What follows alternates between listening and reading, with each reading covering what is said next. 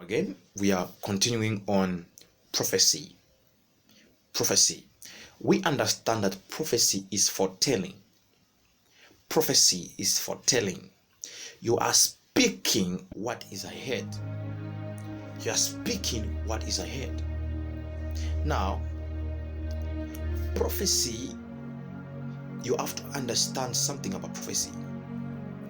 There are people that speaks in the spirit audibly. We call them audio prophets. There are people that they're able to see. We call them visual prophets or seers. Now, there is another special clan of prophets or believers where you have not heard anything, rather you have not seen anything, but the Holy Spirit inspires you and it begins to speak in form of your voice to the people, but you have not heard anything, you have not seen anything, but himself, it takes over and he begins to speak to the people. Now, prophecy needs you to be sensitive. Prophecy needs you to be sensitive. And in any prophetic, when you're delivering that prophecy, there must be the level of wisdom. There are some things that you don't just go in public, you begin to speak. I saw this.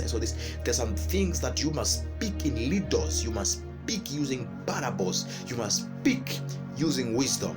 It's not every prophetic way that you have to deliver to an individual. There is a prophecy that God reveals to you that is, that will make you to go in the closet, not necessarily delivering it to a person. It will just come on you, and it is a call for you to go in the closet and to begin to intercede. So it is not everybody's prophecy that you see that you deliver just here and there. There are some sensitive prophecies that can put you in problems, that can put you in danger. So when you see them, you enter in closet, you begin to pray, intercede for that particular individual. So you only deliver the prophecy when there is a need for it to be delivered. There must be as well the level of wisdom in the delivering of your prophecy. It's not just a matter of just speaking. I saw this. It can put you in problems. I know at some point you admire the forensic prophetic. You have watched me doing the forensic prophetic, calling birthdays, calling names, calling details and everything. You can still do the same. There are basics in the prophetic. Number one, you have to look for a father. You need to have a spiritual father. You have to submit. That becomes your covering in the realm of the spirit. Number two, you need to have the knowledge of the prophetic, because you won't be able to prophesy when you don't have the knowledge. Prophecy has got skills. You need to be taught skills. You need to have skills on the prophetic. You need to have skills on the prophetic. I normally conduct a school of prophets and then meta prophets. You have to have the skill in the prophetic.